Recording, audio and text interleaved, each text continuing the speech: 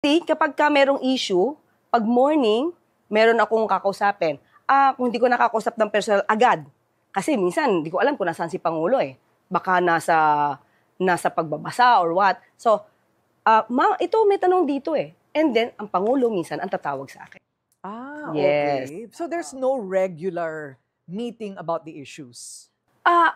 Hindi ganun ka-regular. Kasi minsan hindi naman kami nagpe-press briefing eh. Right. Kapag ka lang yung issue about kung ano yung sasabihin ng Pangulo, kasi karamihan sa mga questions, it's about kung ano yung sagot ng departamento eh.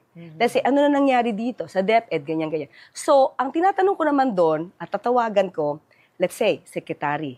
Let's say, si Secretary Rex, Sir, anong latest dito?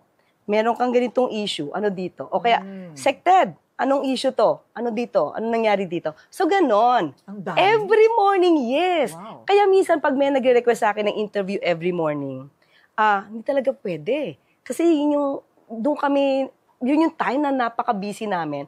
Dahil I have to get the info talaga from the right person. So, para hindi ako magkamali ng mensahe. Ayun. Okay. Have you ever gotten in trouble? Yung may nasabi kang mali, pinagalitan ka? Hindi pa naman. Hindi pa naman. Hindi pa naman. Okay. So far.